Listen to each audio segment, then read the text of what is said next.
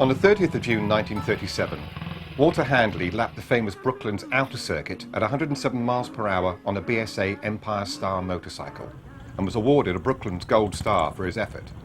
The BSA company promptly renamed the bike Gold Star, thus starting a legacy that would dominate its competition class for years to come. On the 30th of June this year, 75 years to the day of Handley's feat, the Gold Star Owners Club and a host of affiliates descended on Brooklands to celebrate this glowing heritage.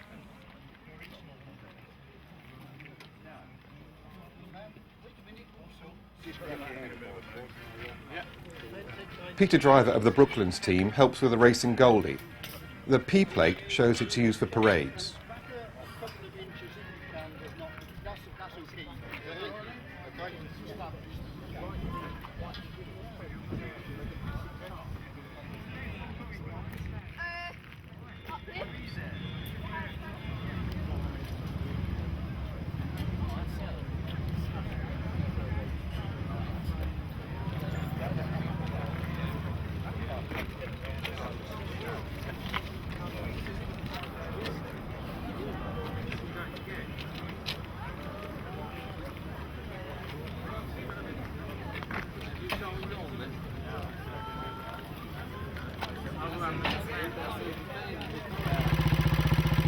In the fueling area behind the clubhouse, someone checks his engine.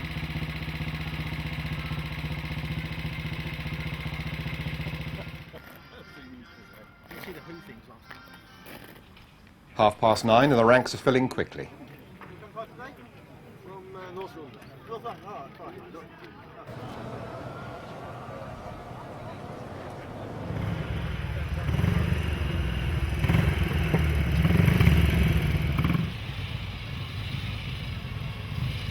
Not only Gold Stars are arriving, but other BSAs from the BSA Owners Club.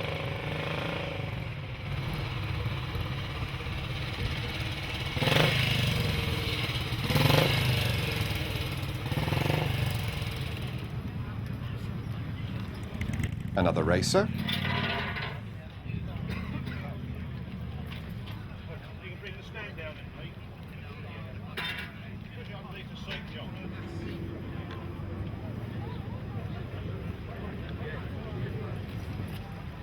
How about that for Gold Star glitter?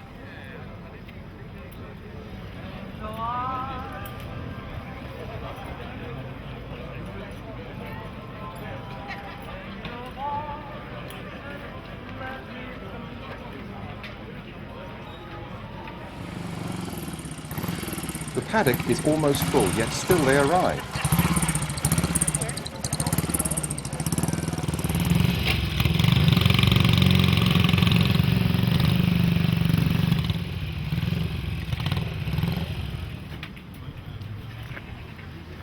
The bikes are beautiful, as long as the volunteers can get rid of the vans.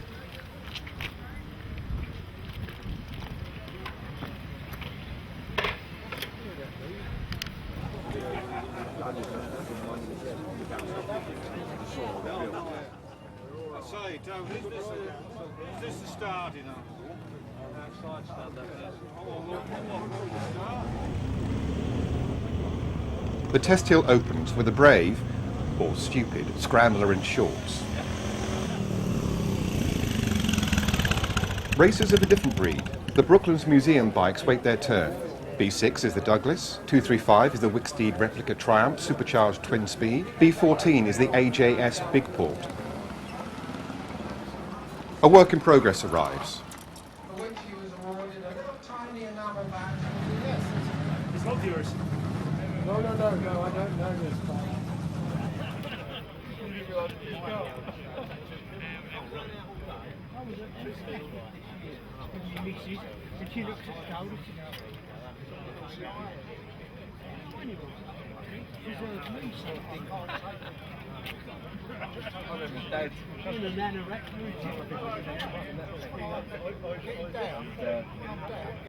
My name is Ron May.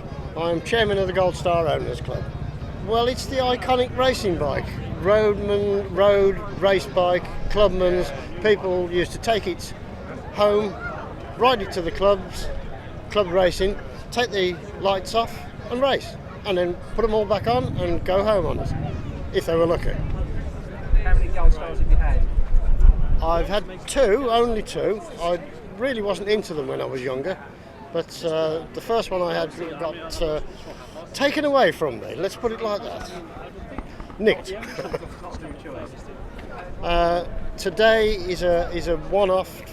75 years ago to today, Paul Handley did a 100-mile-an-hour lap of Brooklands, which is where we are now, and hopefully we've got 200 bikes here. I'm not quite sure whether we quite made it, but near enough. It didn't take all that long, actually. It's logistics of sending out the stuff and actually doing that bit is a bit of a pain at home. But this bit, Brooklands have taken over, and they've organised it quite well. They've marked out all the paddock for us so we can park. We're going up onto the banking to have a photo shoot up there, and photo shoots under Concord. So they've organised all that, and there's 2 sessions on Test Hill, which is steep hill, one in the morning, one in the afternoon. So that should be good as well.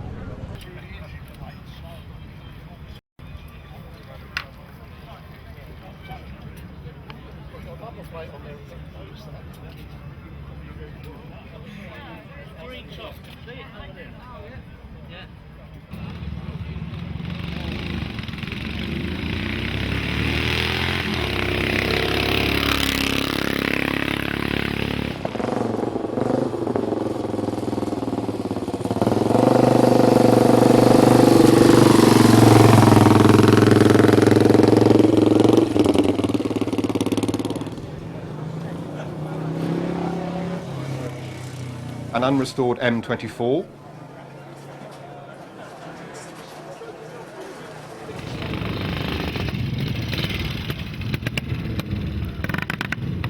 will the clutch survive this, or will the engine with all that black smoke?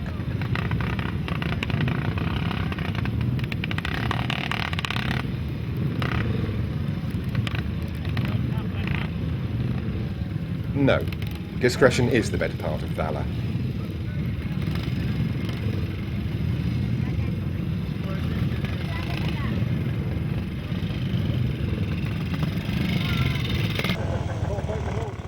Until its success at last.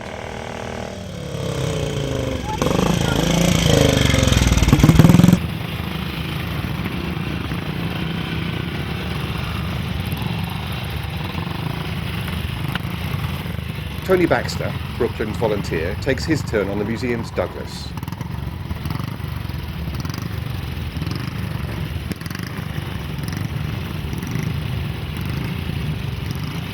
This Goldie has a Sealy frame.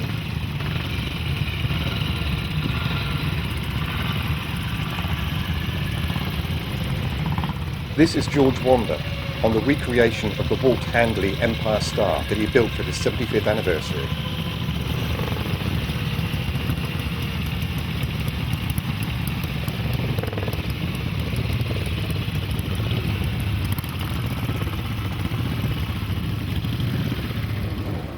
Three very nice racing gold stars.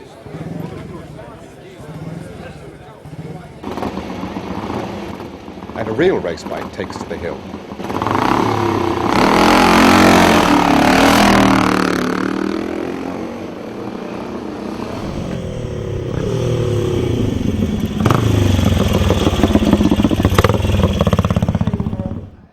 Motorcycle model name ever. John Garner on his 1937 497cc Empire Star, still carrying its 124 number from the Brooklands Centenary Motorcycle Meeting. And he too conquers the hill.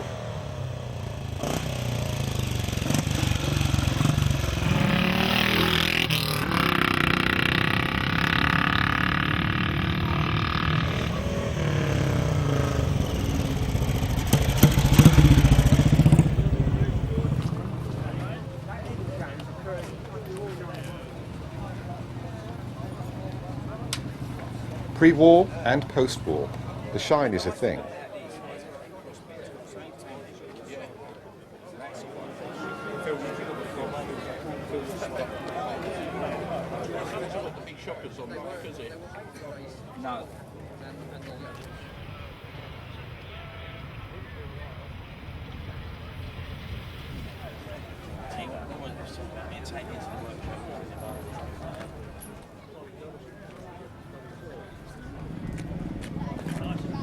George Wander on his Walter Handley replica headed for his climb.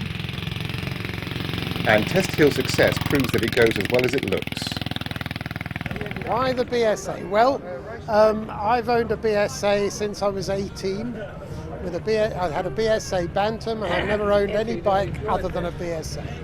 12 years ago I bought this Gold Star, and ever since then I've been into these pre-war Gold Stars, and that's what's led me to create this thing, which is the forerunner of the Goldie.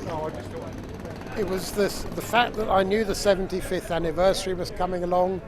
I knew that this meeting was going to take place, or I was part of instigating the meeting, and I thought we can't have this meeting without at least a replica of the original bike, given that the original one is no more. So I set about finding the bits and pieces to create this bike, and finished it a week ago. A week ago? A week ago, yeah, that's right. We fired it up last Saturday and got it running down the road, and here it is. And your research, it was all from books, photographs, and how close to It's the original largely based on one photograph that I have of Wal Handley sitting on the bike at Brooklands. We're not sure whether it was before or after the event. He had a cigarette in his mouth and he was relaxing, so I suspect it was probably after the event. And I've never seen a photograph of this, the other side of it. So we've been a little bit of guesswork there, and we've replicated as best we can what's going on the timing side of the bike. No, I think the man was a hero to do that, quite honestly. And all credit to him, and thanks to him we have this wonderful display of motorcycles here. And obviously the paddock's full of Gold Stars, and when I'm particularly looking at this Gold Star, it's the oldest surviving Gold Star. That is the oldest, the second one ever made. It was built at the end of 1937, about 4 months after Handley did his 100-mile lap. It was the second one off the production line, and it's the oldest surviving one now, in that number 101 is no longer intact. And it's completely original? Virtually, yes. It bears all the scars of a long and well-used life, but yes, it's never been restored. And you discovered it where? I bought it at an auction about 12 years ago. It had been in the hands of a family in Gloucestershire for 40 years, and it had been sitting in a shed for most of its life. They dug it out the shed, got it going again in 1996. It ran at Silverstone when the Goldie Owners Club had a do there, round the track at Silverstone, and then 4 years later I bought it. Fantastic. Ever since then it's been on the road and running, and I take it to various track do's. I use it on the road when I can, given the state of the brakes for modern roads is not ideal, but it's been on the road ever since I've had it. These guys have been working on this for about 18 months, and fortunately we organised the weather as well. I'm a BSA man in the fact that in my youth as a teenager I used to ride one of these great monstrosities in scrambles, as they were, way back in North Yorkshire. And in fact I've got a photograph of me at the age of 14 at least 6 inches off the ground on one of these, which is quite some achievement. There was a beautiful one a guy brought in that it was covered in mud, it was totally unrestored and original, and had obviously been scrambled 30-40 years ago, and that is the rest are lovingly polished and that, but that's for me is the off-road ones were the real bikes. These bikes are relatively modern compared with the stuff that we're working on in the museum, where there are no spares. They were just made as race bikes, and so we have to make things. I'm not a purist, but I like to think that that we keep them running in the spirit of what they are. Yeah, I think for me, I want to see bikes ridden. not on static exhibit. You go to a lot of museums and there's nothing inside the engines and things like that. Well, that's not me. Bikes are to be ridden and used sensibly, displayed to people, and hopefully we leave a heritage behind that, my grandkids and their grandkids sort of thing can look back and say, gosh, Granddad used to have one of them sort of approach, and so you're keeping the tradition. And there's one guy here who, actually ran the dyno for BSA, and all the BSA engines were tested on the dyno. Jap used to do exactly the same thing at here. So Jap engines were brought to Brooklands from the factory, put on the dyno here and certified at certain power output. So there's a lot of history here, which we the motorcycle team, trying to promote and develop, etc. Ian McCall makes the most of his time on the Dougie.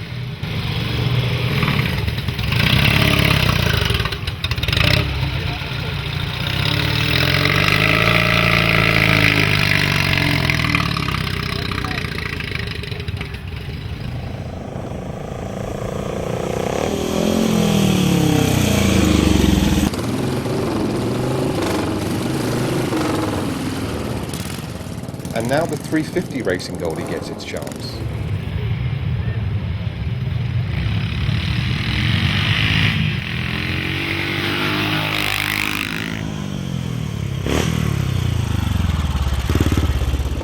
As the queue for the hill fills up, this begins to look and sound more like a race meeting.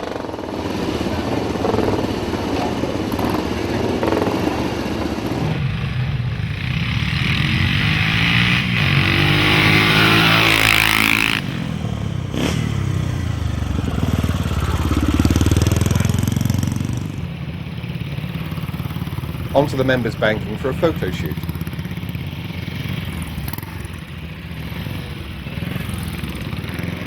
And someone couldn't resist a quick climb.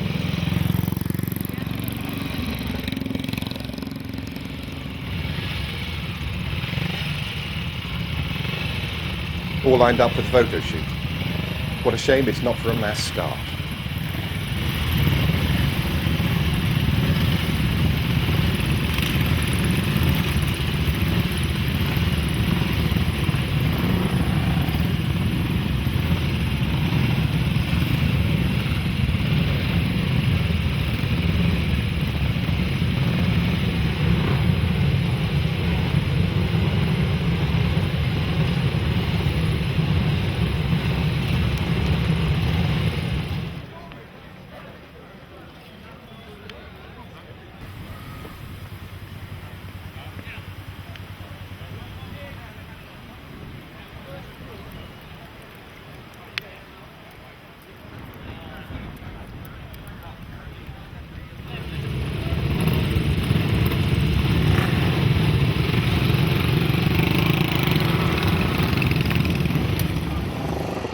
A sight never seen before. So many gold stars on the banking.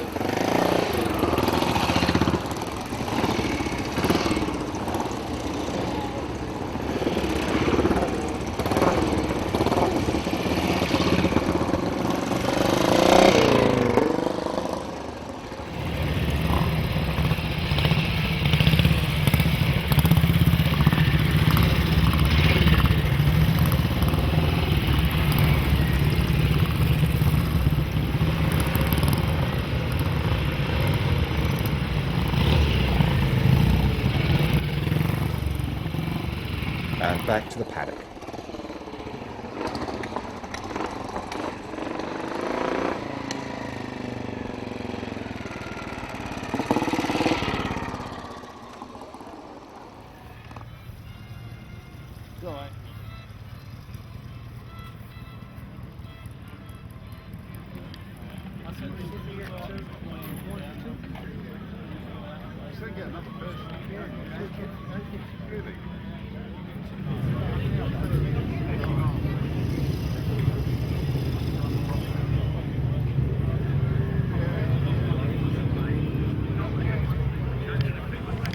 The Ace Cafe is here. Wonder how many goldies have visited there.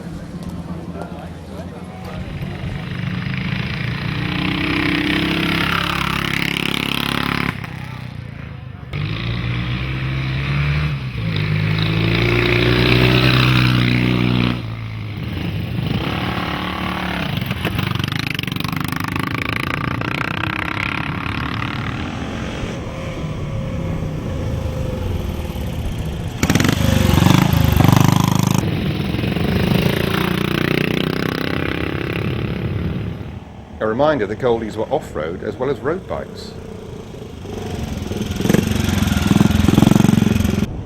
Frank Clark, a young 82-year-old on his genuine ex-Brooklands Norton Jap.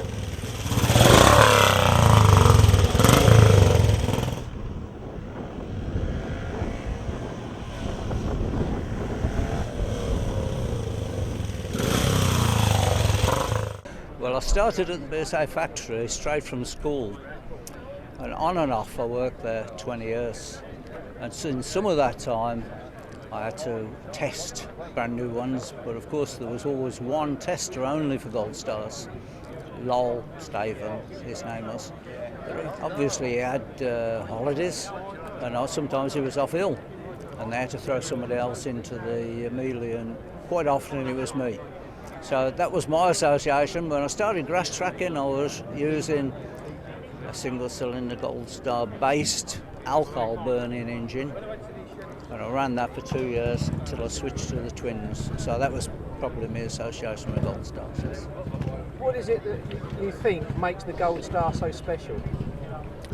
Well, obviously it's held in esteem at BSA because it was probably their days of records around here that made the name, and there was all this conflict between me and the people that employed me. I mean, after all said and done, I only worked for BSA, but the publicity I was getting from the twins didn't actually go down very well, so we had a conflict of interest there in the end. But BSA held Gold Stars in high esteem, and I held the twins in high esteem. Is it something to do with the engineering, or what do you think it is, the spirit of the bike that made it so? I mean, still today there's hundreds here and people are just... Well, yes, it was one of those things that catches on. Sometimes you get a model that'll catch on and others won't. But it's unfortunate that as history unravelled, everything went to multi-cylinders anyway, so all the single cylinders that we knew, whatever make, just sort of got left behind. Yeah. And you, so you started grass track and you went up to circuit racing? Yeah. What are your memories of circuit racing with the BSA? All good. I had quite a lot of years, quite a lot of good success, quite a lot of good experiences. So probably fair enough to say that it was the cheapest form of racing that I ever did. Sometimes other forms of racing cost you an awful lot of money to try to get success, whereas what I got out of BSA was on the cheaper side. And you were at BSA as an engineer? No, not necessarily, no. I started there as an ordinary kid on the test track. No, test track on the assembly line, I should say. And left, went back again, left again, went back again. We always fell out. But there again, other things intervened, like the Suez crisis. And I don't know really, I suppose that I was just a wanderlust. But eventually I went back and spent the time, right up to the time they finished, around about 72 I think. What was the atmosphere like when BSA closed down as a company? Well, I wasn't working within the factory then, but it was such a sad occasion that you couldn't describe it. The works manager was literally heartbroken, having to sack all the people. We knew that the money was running out because of material shortages. But yeah, it was devastating. There was up to 5,000 people, worked at BSA, and almost within one go, it was shut down. For people of my generation, it was always the fact that the Japanese came in the late 60s. Do you think the British motorcycle industry got left behind, or do you think they were? I know Norton had the two-stroke Wolf and Triumph working on a four-cylinder. Do you think they could have actually, with a bit of investment, stayed there? We would all hope so, but I don't think so, looking at it in hindsight. I think that the machining needs, that's to say, they used to say the BSA wasn't stable enough. It was like, I think, 5 stories. And they used to say that the floors were shaking when there was machining. So the kind of accuracy that the Japanese have been putting in with what we know now to be CNC type of operations was what was needed, and we were still a bit ordinary, BSA. And you've obviously walked around and seen the bikes. Is there any one that you'd like to take home with you? At my age, no. I'm well past this bending down over the tank business. Thanks very much. Thank you. All right.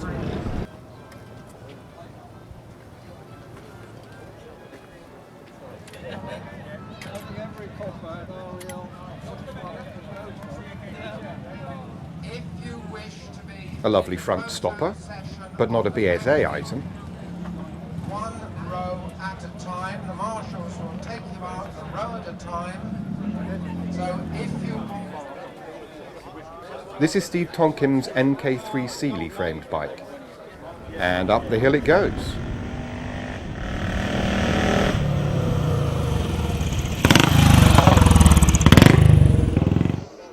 The bike of Yorkshireman Jim Lee has a frame of his own design.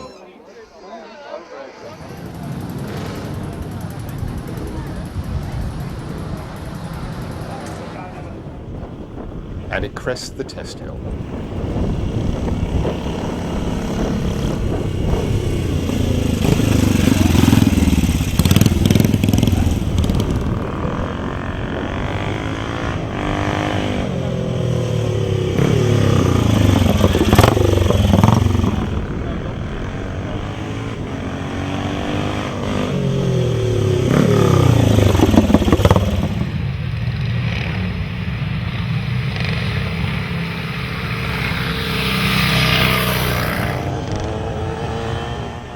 It seems John Bottomley has too much oil in the supercharger.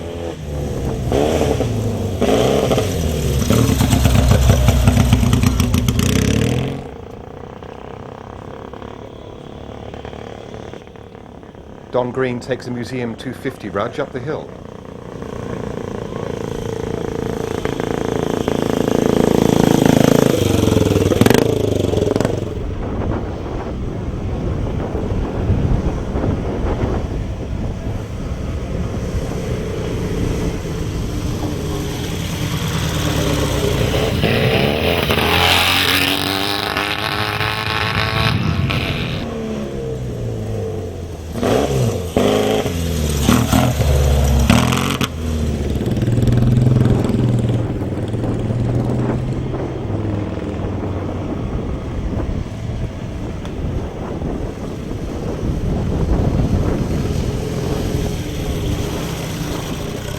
Now we're at the Brooklands racetrack for the 75th anniversary of the BSA Gold Star, and you both raced BSA Gold Stars. That's right. We did.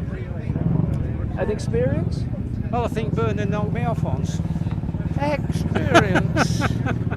Yeah, it was a great experience, but it's 56 years ago, remember?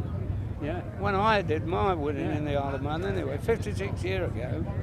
And that's, when you get old, you can't remember all these experiences. You remember some. One of the when I raced in the Isle of Man, I was over there for 6 weeks before racing, just going round and round and round to learn the circuit. Jeff Duke took me round 2 or 3 times with a Aston Martin DB2, I think, at that time. At the time he was racing Aston Martin, and he took me round. Now, in practice, going over Bray Hill, I would go over Bray Hill and just tweak a bit. And Jeff said the only way to go down Bray Hill is hang it on the stop and straight down. And you come over the top and... But once you've done it, then it's fantastic. You just go straight down and fantastic. That's the experience I remember him telling me about the Isle of Man. But you never did the TT? I never went to the Isle of Man. Basically, we were thinking about going, my friend and I, and a pal of ours got killed there, and our parents said, not going. So we did short circuit racing, and I wish I'd have gone now. Well, it's a great experience, but I've been to the Manx Grand Prix 2 or 3 times, but never done anything because I was too old. But did you ever race each other? I think Bernard knocked me off once at Cadwell Park. Can you remember that? I can't remember that. He says, yeah, I'm not having you in front of me. That's right. But did you actually race each other on Gold Stars?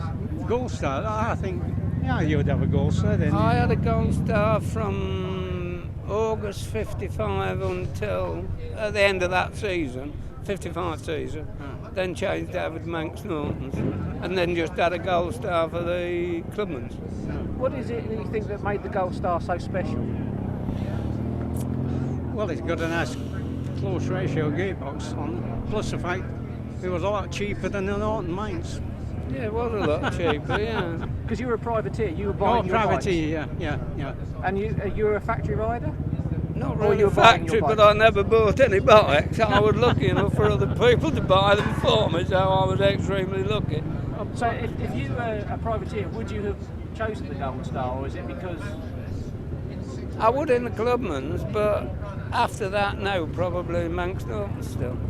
I know we're at the Gold Star meeting, but that's my opinion anyway. But was there, I mean, in modern motorcycle racing, there's rivalry against Honda and Yamaha. Oh, yeah. Was there the rivalry between Triumph and Norton and BSA at the time? I don't think it was, Not because really so much. the Gold Star, when it made, it outstripped anything. I think it destroyed the race it was supposed to win, because it was so much better than the other bikes. I had a 350, and it was on short circuits. It was as good as a 500. Yeah. What was its best? You know, was it better under braking? Was it better under acceleration? It just handled better. And Just a lovely bike to ride, wasn't it? Yeah. Because you hear everyone say about the Norton featherbed frame, Yeah. and it was always that what made the Norton good. Yeah. So you're saying it was the whole package of the Gold Star, and it handled as well. Yeah.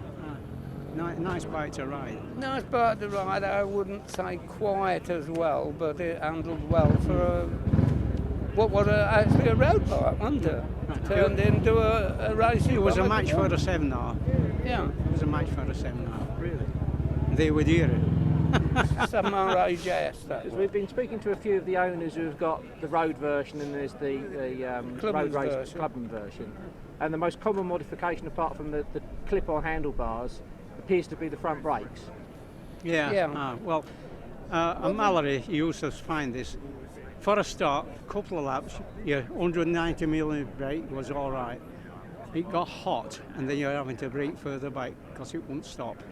And I found out that an ordinary 8-inch brake was just as good, if not better, than the 190mm. You can remember all that, can you? Because I fell off. I can't remember. Off the start, because they were all push starts in the days, you know. Yeah, and if you got a good start, it was as good as having a lot less to do, wasn't it? Yeah, You know? it was, yeah.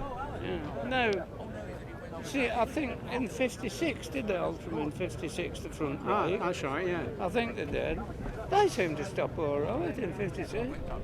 Does it surprise you, because this is the 75th anniversary of the Gold Star, does it surprise you that there's still the interest in the Gold Star as a bike, and without being rude, in your exploits at the time, does it surprise you that people are interested? There were always plenty of women, weren't there? Too many, probably. Probably too many. Do you want us to cut that bit out?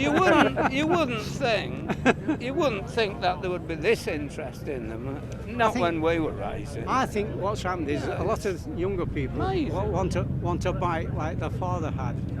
You know, when that era's gone, it might disappear. You know. Yeah, it could do. I don't think it will disappear, but Well, it's one of the questions I've asked. You know, there are people here, and there are collectors.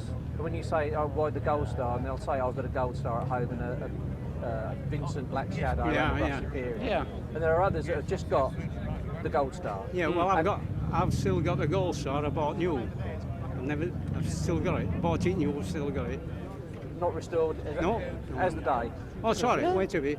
It's been raced and put back together again. You know, I've So still it's got been it. lovingly. That's right. Yeah, it's in my bedroom at the moment. in your bedroom. Do the values of them stagger you now? They do. No, I think I paid £247 for mine. I don't know what the hours was when we raced in the Clubman's. I really don't know. But in your day, it was quite heavy, thick leathers. Oh yeah. No. No, skin tight. Just skin tight. thin Nothing. leather, thin leather. Just one thin layer of leather. And then the cork helmet. Yeah, just Yeah. an ordinary cork Pudding helmet basin helmet. and a t-shirt and a jockstrap. Did you feel vulnerable? Yes, particularly at Mallory, because the hairpin bend has got 50-gallon drums round it, Oh yeah. and no straw bales. And if you fell off, you'd run into 50-gallon drums. There's places for you to run off the road now. Did you feel vulnerable?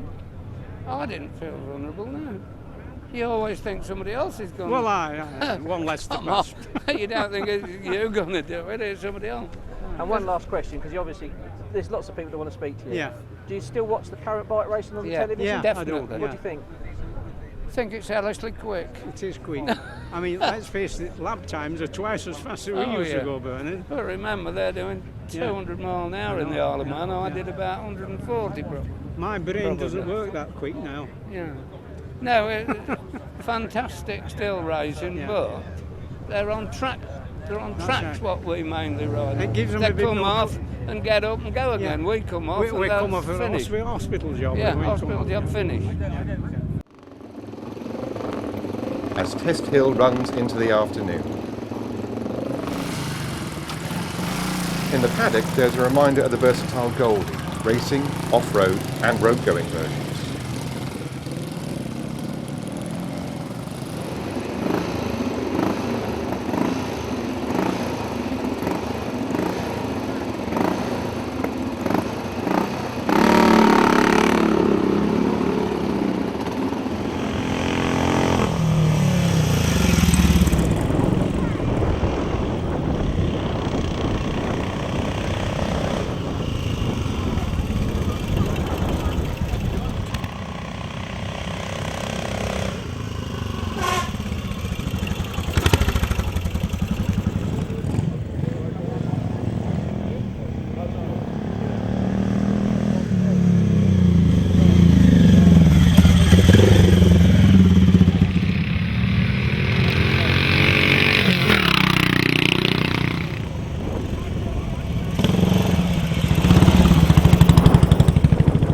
Another photo shoot, this time in front of Concorde Delta Golf, the first Concorde to carry more than 100 passengers at twice the speed of sound.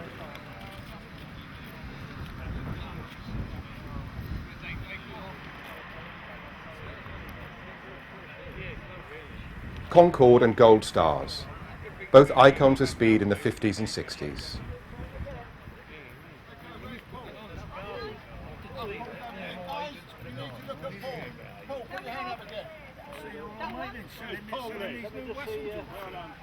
Well, that's your level, yeah. This is not the World Cup, you know.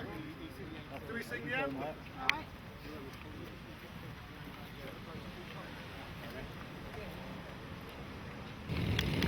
George Wander's replica again. Note the lack of a front brake.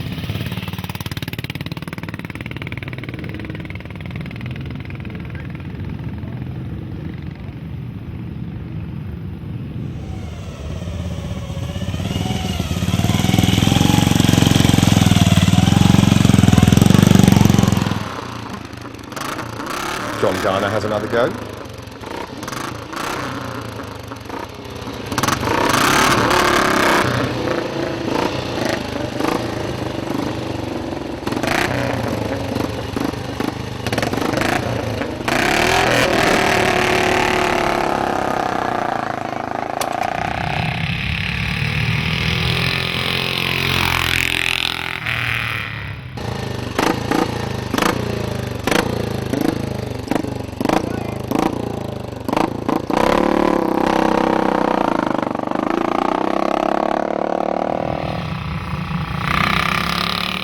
Are you surprised as part of that group to walk into this paddock and see quite so many Gold Stars in one place? I'm amazed, absolutely amazed. I can only really comment on that.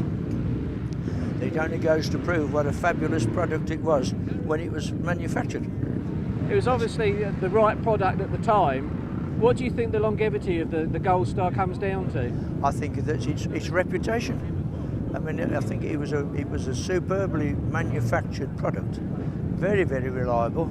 And as you probably know yourselves, most of the people who raced the engines or raced motorcycles probably started their lives on Gold Stars, and the same in the competition world.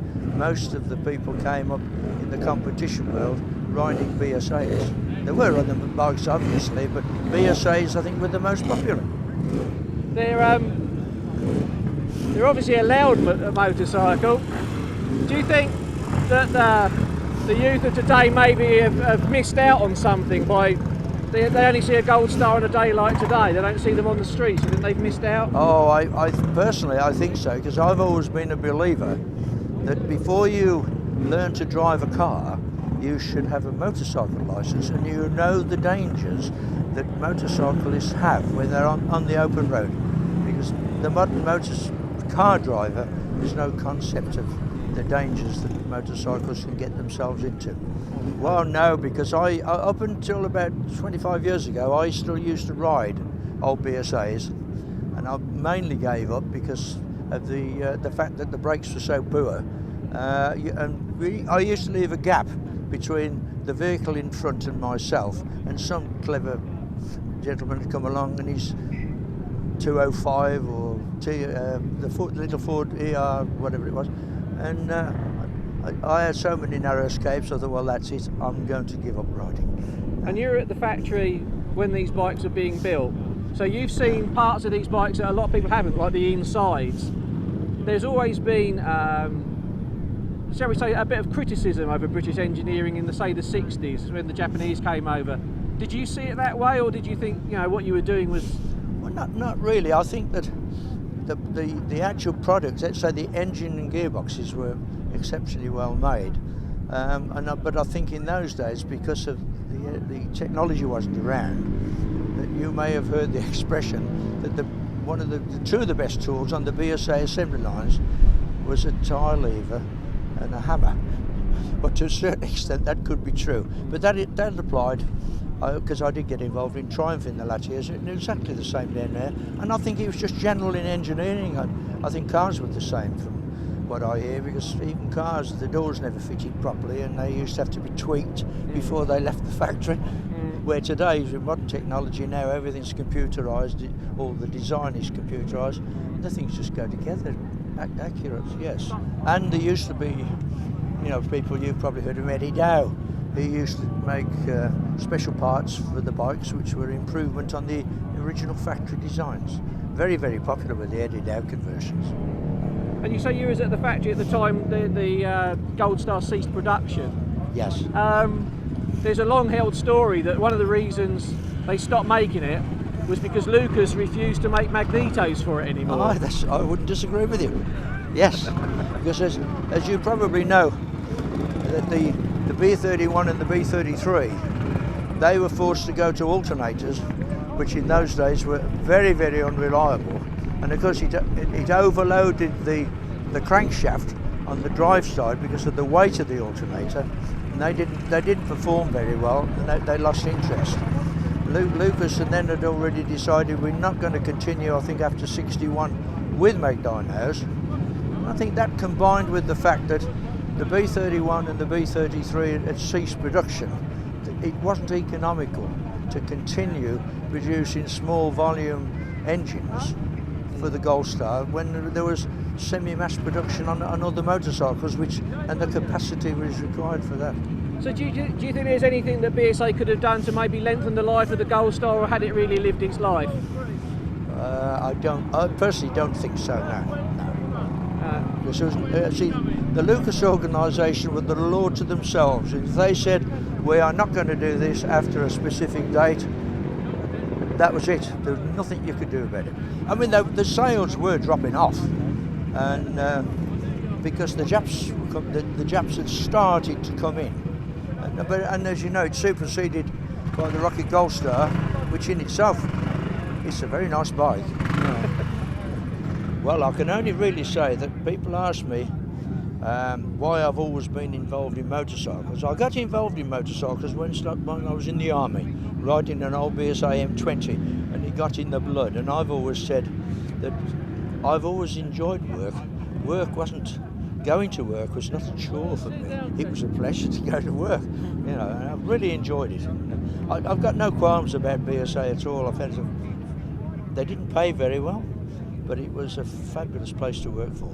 Everybody was so friendly. Number 4 is a Gold Star Daytona replica, fitted with a Gardner carburettor and electronic ignition.